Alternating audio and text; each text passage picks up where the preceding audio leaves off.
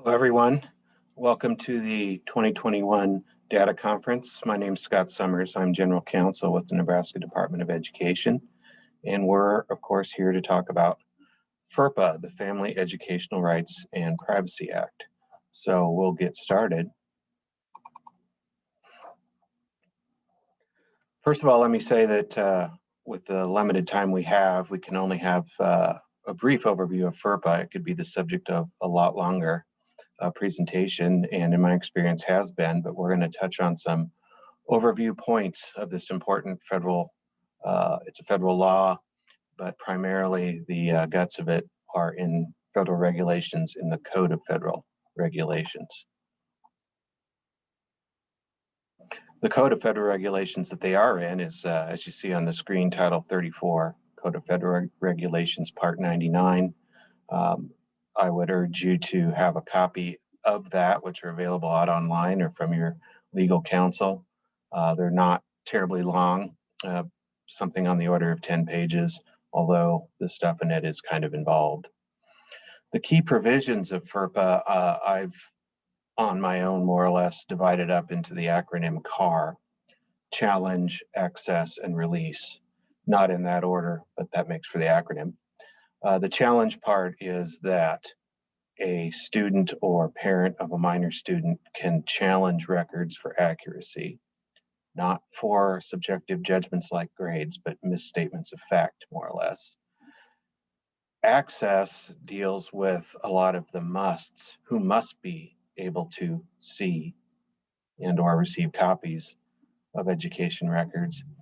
And release is not only to the parent or student, but other third parties, and those are usually the mays. When may you release these records without the consent, written consent of the parent or student? What FERPA is basically are federal laws and regulations on education records, important term, we'll get to that later, that apply to any K-12 school and post-secondary, but we're here about K-12, that receives federal funds from the United States Department of Education in any manner. So it's going to capture all public schools and many times ESUs. The hammer, what's the consequence of a violation? Well, the United States Department of Education has authority to pull funding for a policy or practice that violates FERPA. Without saying that a mistake is not of consequence, a single isolated, non-intentional, non-egregious mistake is not going to merit the hammer. And I know of no particular case of a school district in the recent past that has lost their federal funding due to FERPA. By way of quick background, it was passed in 1974, FERPA was, in the wake of the Watergate scandals, without much legislative discussion on the record. So us folks, not only in school administration, but in the legal field, have been left to wrestle and build on FERPA through various interpretations and even court cases. It's also sometimes called the Buckley Amendment, but most people today refer to it as FERPA. Also, it's important to note what it is not. Sometimes I've received calls and questions where people invoke FERPA as the legal basis to their question, and it is not. FERPA is not a records retention schedule. There's nothing in FERPA that requires the creation or retention of an education record. It's just about how they're handled in terms of confidentiality and release. It is not a record security law. FERPA, at least on its face, doesn't get into electronic or physical security issues. I am not a security expert or expert in data submission, retention, or any of that, and I know that's a big part of the data conference, but today's overview is not focused on that so much as just this stuff applies to records regardless of the manner the records are kept. So there's not a lot I have to say about any kind of technological security.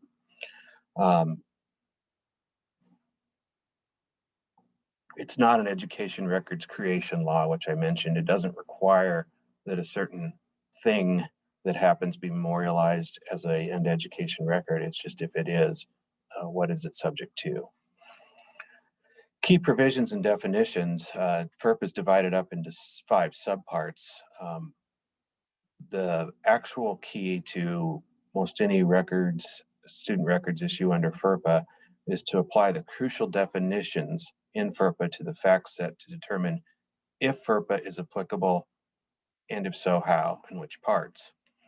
Key in that is that FERPA applies to records of an educational agency or institution that are created about a student. What's an educational agency or institution? All public schools and local education agencies are subject to FERPA. Regulation says that an educational agency or institution to which funds have been made available under any program administered by, you can see my notes are kind of dated, I have Betsy, but the United States Secretary of Education, if the agency or institution provides education services or instructions to students, and if the education agency is authorized to control and direct a public elementary or secondary or post-secondary educational institution, school district. An education record is broadly defined. It can be any medium. The medium doesn't so much matter, it's the content. It has to be directly related to a student and then be maintained by or on behalf of the education agency or institution. And it includes disciplinary records, health records, emails, if otherwise they meet the definition of an education record and are kept by the school or school district. Other important things of note here are that USDA free and reduced price meal records are governed by laws and regulations of USDA primarily, not FERPA. FERPA does not include personal observations. In other words, the recording of a memory of a teacher that something went on in the classroom that she thought was untoward is not necessarily ever concerning a student, or is it an education record if it's the observation of a teacher, counselor, administrator.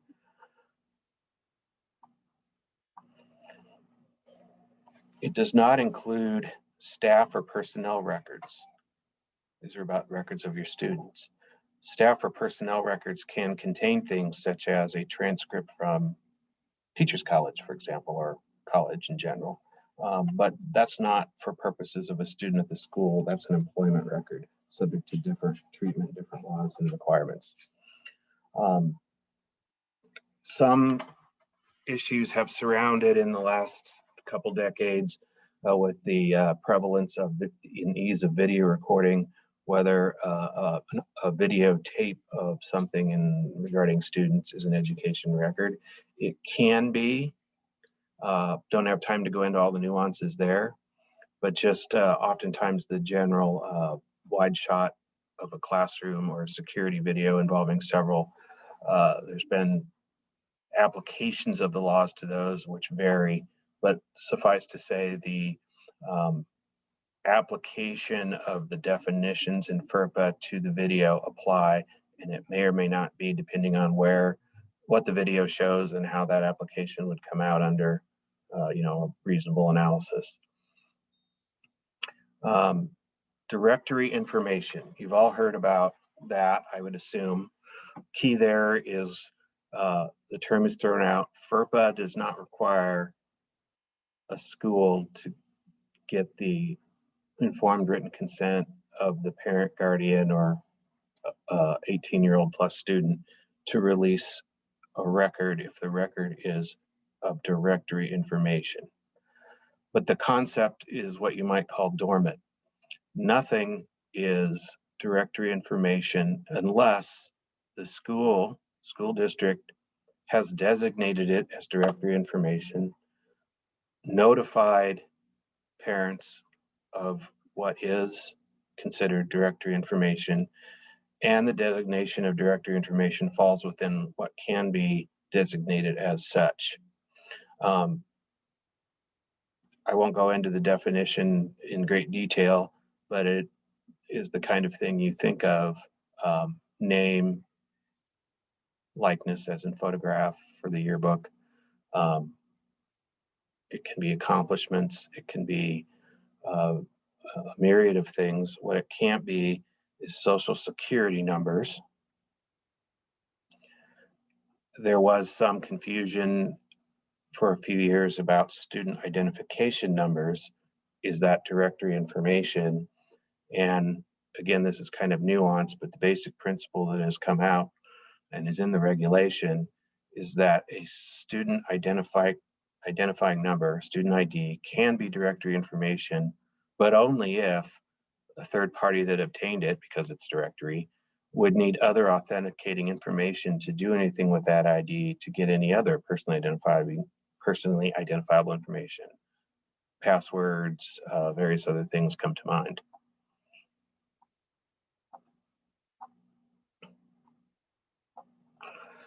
Student and parent rights under FERPA. This is basically the A in my car acronym access. A parent, FERPA is mainly a lot of mays when a school district may release personally identifiable information.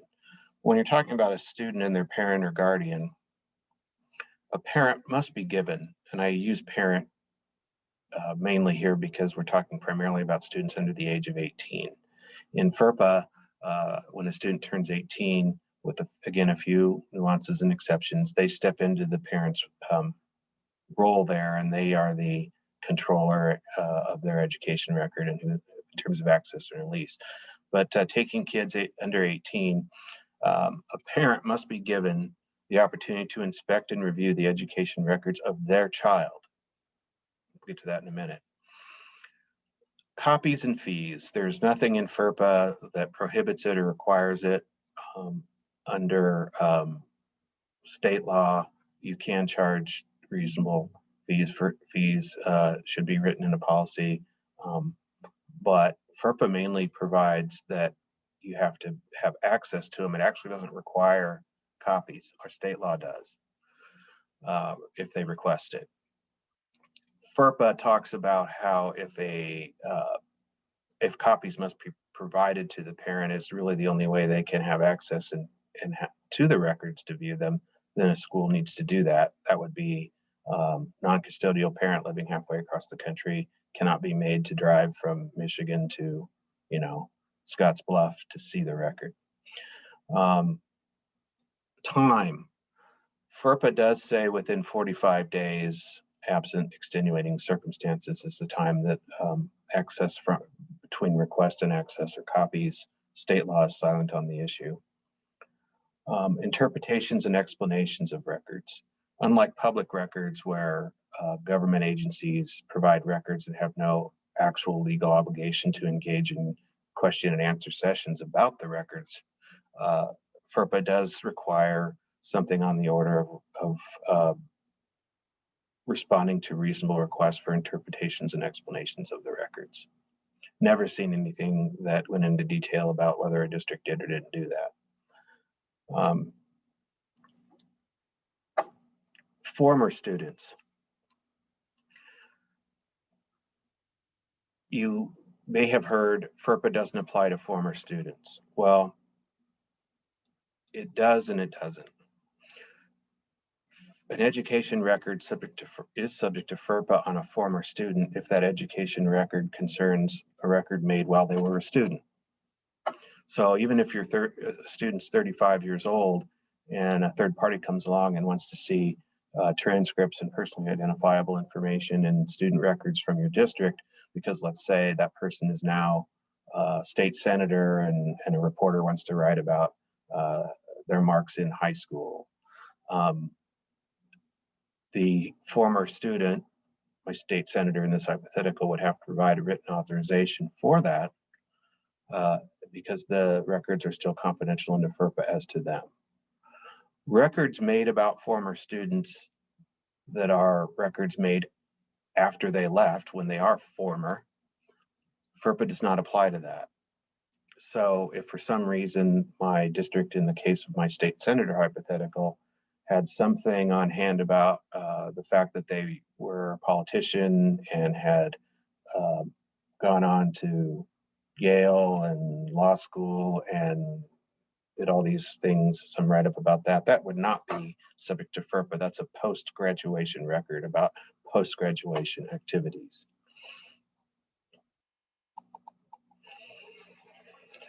Parent here is very broad. It certainly is the natural parent. It also means the adoptive parent, appointed guardians, and non-custodial natural parents, so long as their parental rights have not been revoked by a court.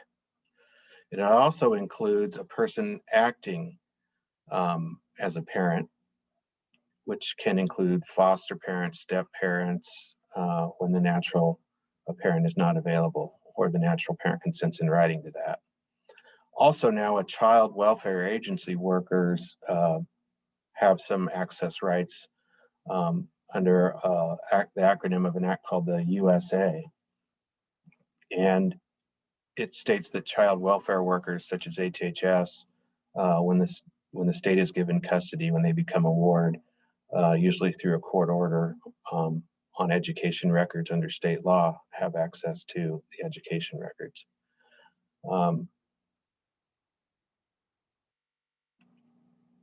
Parents have access to an access right to the records of their child. This raises some issues when parents want to see a record that involves their child, but it also might contain personally identifiable information on other students. This often arises in the arena of records that are a description in a disciplinary action, the fight with 3-4 kids, whatever. Word to the wise there is, and this sometimes takes some due diligence work, but the best practice would be to allow the parent to see such a record in terms of what it addresses regarding their child and redact information that identifies other students, such as the fight. When this is not feasible, there's been guidance and such about FERPA where such a record is simply not disclosed because that can't be done. But normally there is that requirement to redact a record so to wherever possible so that the other PII about the other students' personally identifiable information is not released.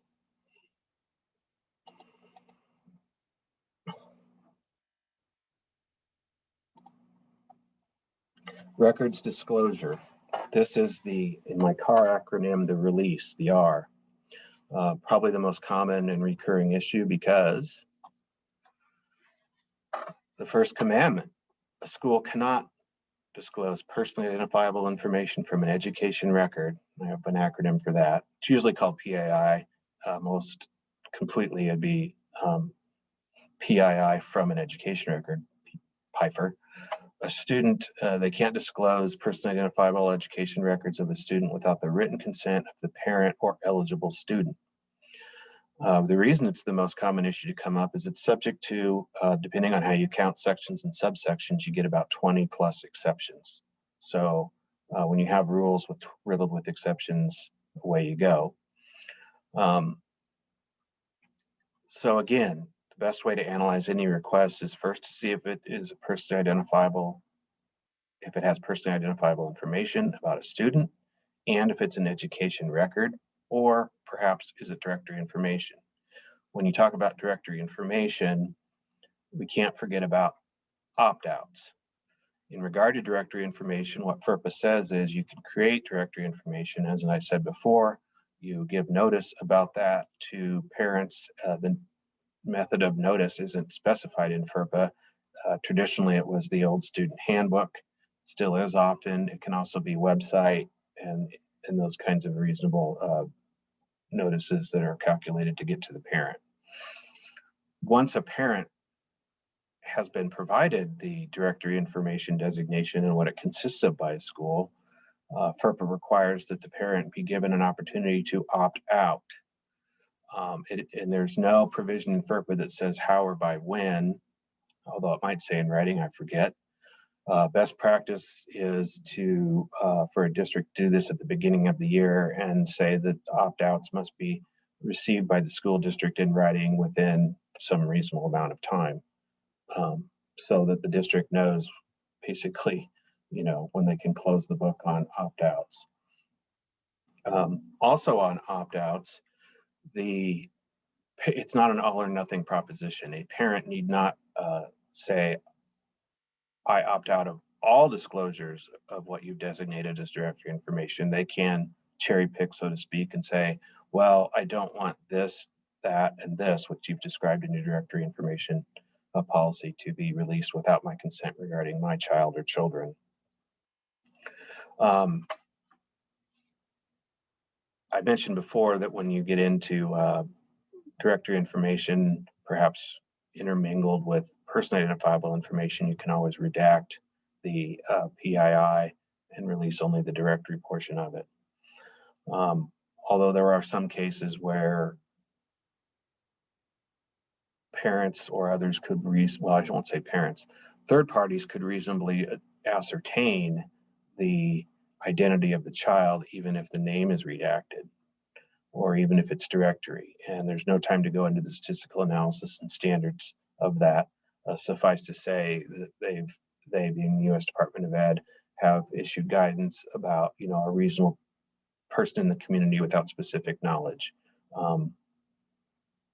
is the standard of what needs to be blocked out so that they wouldn't be able to identify the student. When we talk about parents that have this access right, we're talking about parents that means person with educational decision-making authority. In terms of the directory information piece.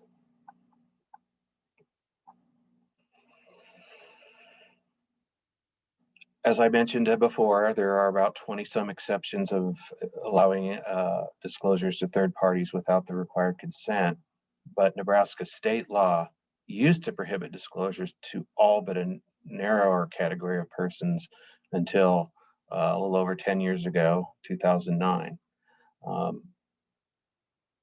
LB 549 in 2009 says that nothing in state law prohibits any disclosure that is permitted by FERPA.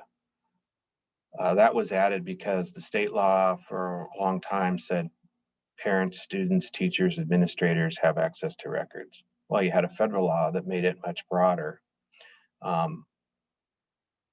Now the state law was amended to say, and if FERPA permits the disclosure, nothing in state law prohibits it. So essentially put it back to the broader but more clear status of what's allowed as commensurate with FERPA. Disclosure without consent, the exceptions. When can you disclose personally identifiable information to other persons besides parents without their written consent? Well, you can disclose to school officials within your institution with a legitimate educational interest.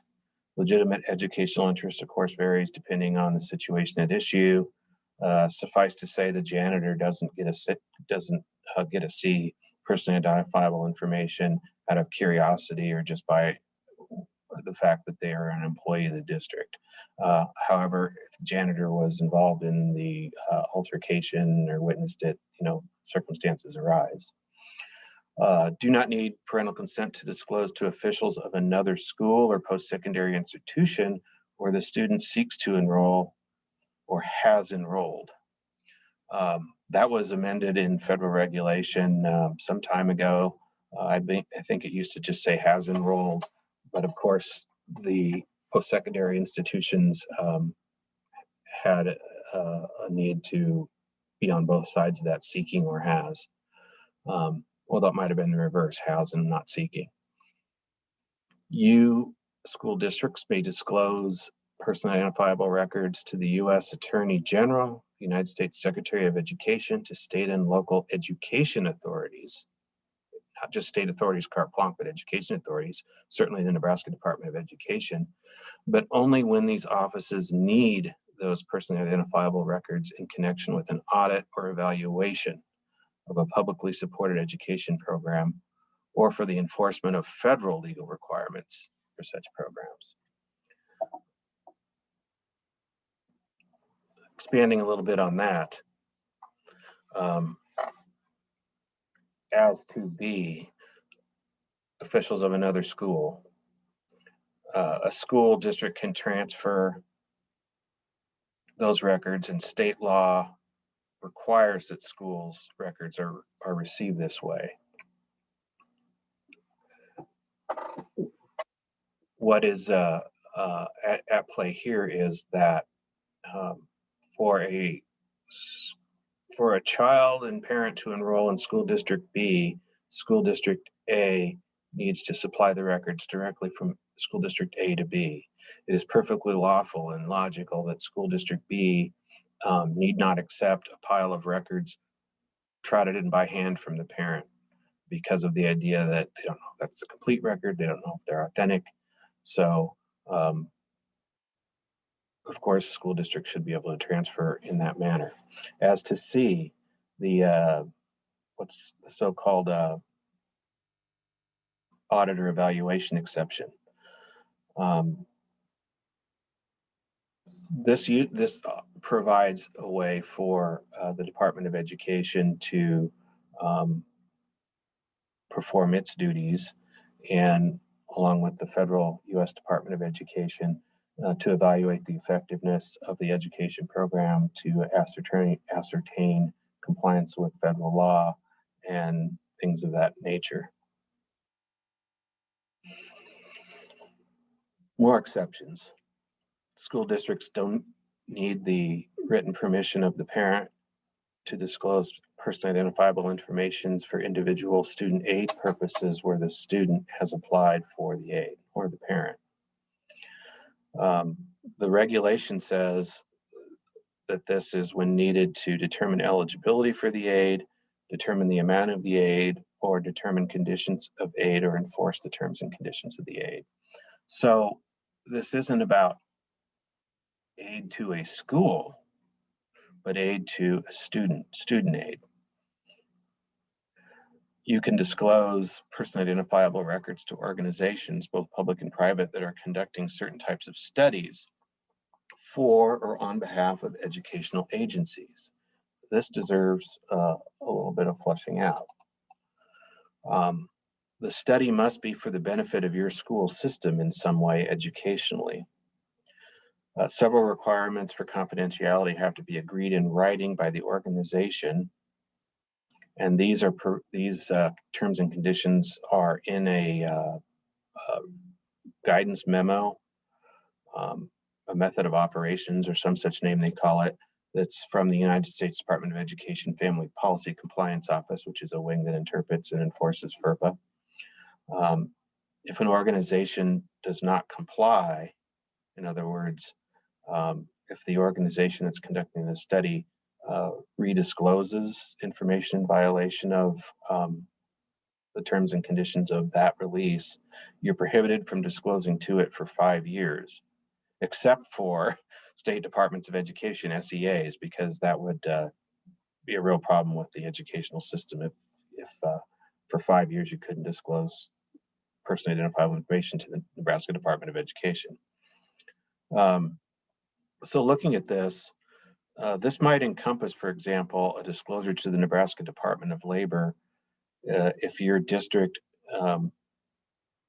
if for your district and not just for the Department of Labor. So if the Department of Labor were doing some study about the effectiveness of your education program in terms of the employability of graduates, that perhaps and likely would be a permissible disclosure for a study that has to do with education. The U.S. Department of Education has put out in federal regulations what elements must be included in the written agreement, as I mentioned earlier, and basically the skeletal form of any kind of contract for such a study, called reasonable methods. You have to release or may release education records in response to a lawfully issued subpoena or court order, but you must notify the parent or eligible student in writing before you do that. The idea here is that the disclosure would be their confidential information, and if they have a reason to seek to quash or stop the subpoena, that they have an opportunity to step up and do that before it's too late. If you receive a court order or subpoena, highly advisable you contact your school district's legal counsel, or certainly at least administration as a start. Um, we also assume, I've also assumed that a subpoena from a hearing officer as opposed to a judge for some kind of administrative case would also be subject to this requirement and exception. Now, Nebraska discovery rules provide that a minimum of 10-day advance notice before the documents are due. So that would kind of be your time frame and somewhat of the urgency. A real case, a court ordered a probation officer to prepare a progress report on a juvenile. That officer presented that order to the school and requested the personally identifiable information. But here the holding was the court did not order the school to provide the records, and therefore the probation officer wasn't able to force that disclosure at that time under FERPA. More exceptions. You may disclose personally identifiable information to the parent or student if they initiate an action against your school district, so that you're not between a rock and a hard spot to be the subject of their lawsuit and legal claims without being able to defend yourself because it would violate their confidentiality rights, so-called litigation exception. You have the ability, of course, to disclose directory information without the consent of the student or parent. You may disclose to the parent of an eligible, that is 18 or older, 18-year-old or older student, when the student is still a dependent for IRS tax purposes. So that would, of course, be a good way for a post-secondary institution to avoid angering and troubling the parents, is if the parents are paying for college, claim as a dependent on the tax return, want to see Johnny or Susie's grades, and the post-secondary institution says no. If they are able to show that the child is still a dependent, then the institution is able to disclose to the parent without written permission of their kid, who in those instances would probably be having their school paid for by the parent. You, of course, can disclose personally identifiable information to the student themselves without consent. You can disclose to appropriate parties in a health or safety emergency when necessary. That has gotten a lot of attention in the last few years, and has been broadened and broadened with each terrible tragedy that has unfolded in terms of school shootings and violence. It was broadened after the Columbine and Virginia Tech tragedies. It's not a blanket search license that requires probable cause for outside law enforcement. This is for records and information on a specific student or students. Used to be, quote, strictly construed, narrowly construed against the school's disclosure. No longer. Now the standard is any, quote, significant and articulable threat to the student's own safety or others' safety or health. And the benefit of the doubt is given to the judgment of the educational institution. And I mentioned before the USA, the Uninterrupted Scholars Act, which became law and amended in 2013. You can release to child welfare workers without the parent's consent or prior notice. And with that, we'll move on to the next slide.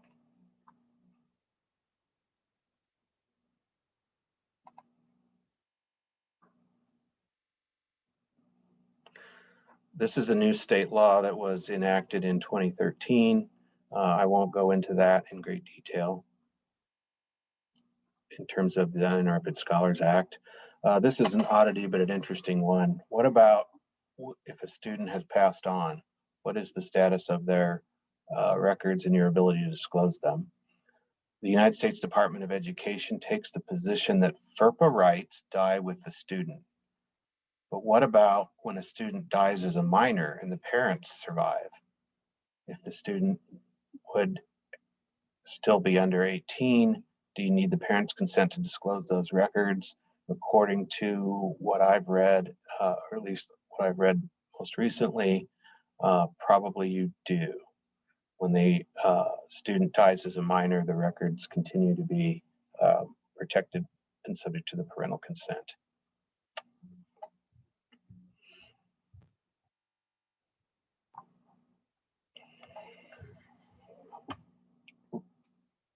Redisclosure.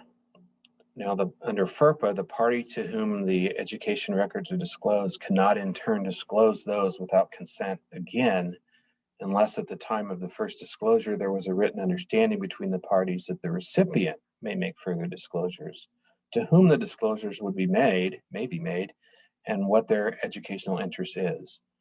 Also, redisclosure must be a disclosure allowable by FERPA consent exceptions. In other words, one of the 20 odd exceptions apply to the redisclosure as well.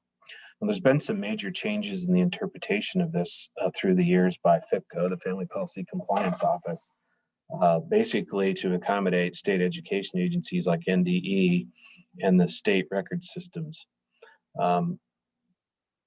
For example, the Nebraska Department of Education can disclose personally identifiable information. Districts give it to a researcher that under the theory that the disclosure is on the district's behalf if it's for a study to improve instruction, even without the district's prior knowledge and consent in this agreement, because they've designed this theory that that is an implied consent in the disclosure.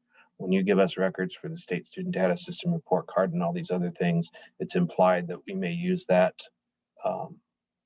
data for, let's say, a study statewide that is designed to improve instruction or evaluate the effectiveness and that manner of thing. That would also apply, the redisclosure prohibition does not apply to disclosures to parents or students or disclosures pursuant to court orders. This is about other exceptions. School level procedures suggested that you designate a data steward, that you have written policies on your release and access practices for the personally identifiable records, and that you try to get advanced written disclosure for all known and anticipated disclosures that may or may not be within the FERPA exception. And so the Boy Scout Be Prepared motto. Maintaining a record of access. Now, you must record all disclosures that you make without consent. In other words, you're giving them to third parties without the parent's written permission.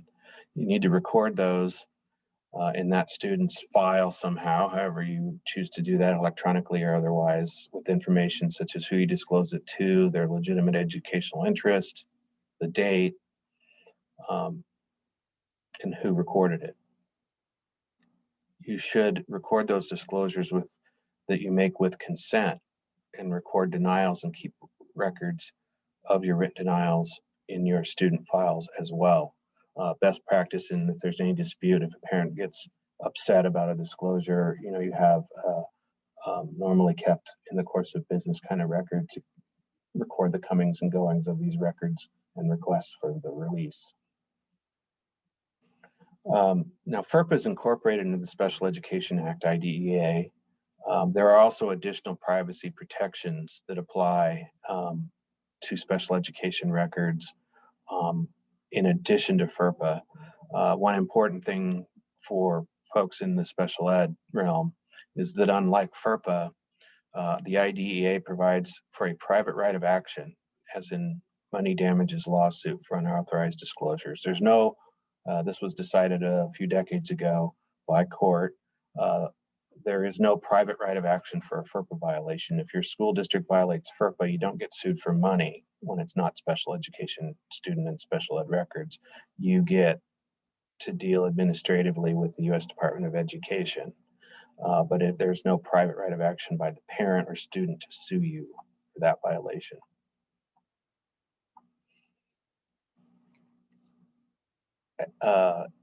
Some changes that came with the No Child Left Behind Act years ago in federal law, you're required to transfer disciplinary records. And that was inherent in our state law too, but FERPA education records include disciplinary records. Military recruiters get names, addresses, and phone numbers regardless of your directory information policy, but the Military Act there has some other opt-outs that can apply. But you can't use your directory information policy to block military if the military is requesting records that they have an ability to get under their military access law. The Armed Forces Recruiter Access to Students recruiting information in 20 United States Code 7908 if you're keeping track at home. And you also need to give an annual notice to parents about that military recruiter provision. Challenge amending an education record. A parent or eligible student has the right to ask for an amendment based upon a belief that the record is inaccurate, misleading, or in violation of privacy rights. The district, the school must respond in a reasonable amount of time. This does not include grades or subjective education judgments. The classic, you gave him a B on the paper, it's an A paper. That isn't going to go anywhere. That's not what this is about.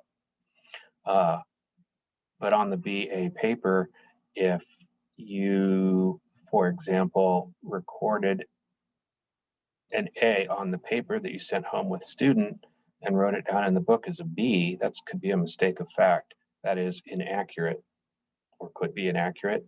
That's the kind of thing that can be disputed. If the request is denied, you must inform them of the right to a hearing, and then there's not much specific in it, but they have the right to contest a denial, to amend it, and have a hearing before somebody at the district, probably not the original decision maker.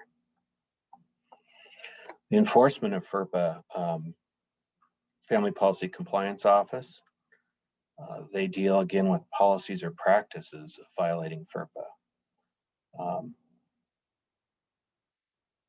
Although the Family Policy Compliance Office has made some statements that appear to be maybe a lesser standards.